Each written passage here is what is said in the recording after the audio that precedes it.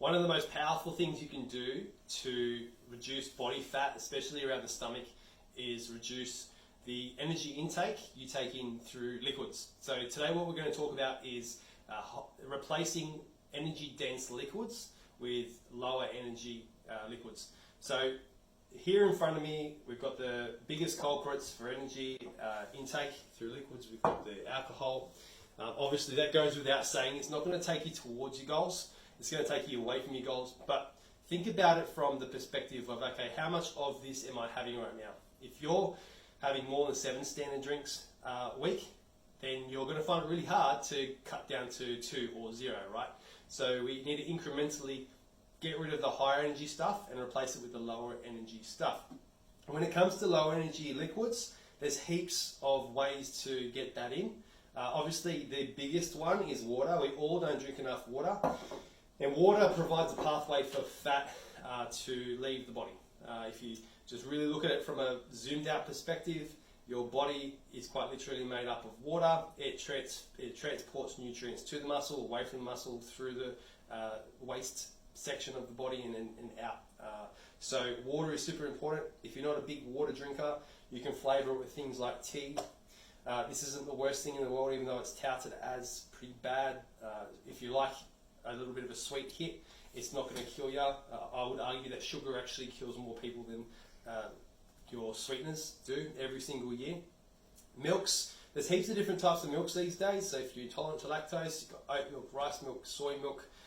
This stuff is a really great way to add energy to liquid, but also add nutrients, right? So when we're looking at energy, we're not looking at it as a bad thing.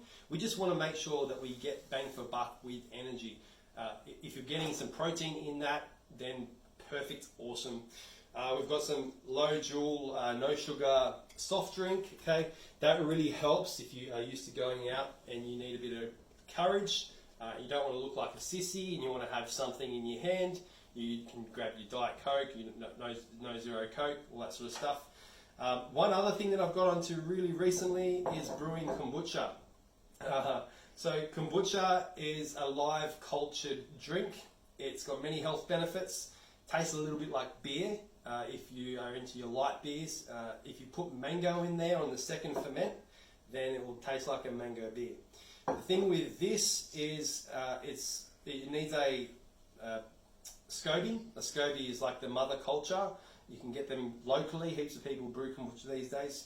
I've got one too. I can send it to you.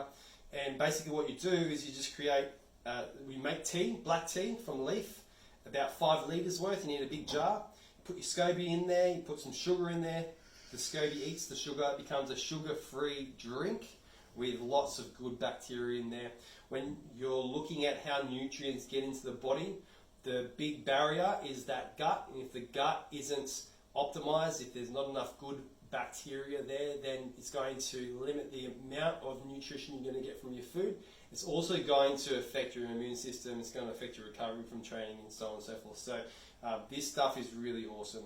So action task is to identify all of your high energy liquids or any liquid with energy in it and make sure there's some nutrition there. If it's void of nutrition, replace it with a lower energy option. All right, and these are your lower energy options.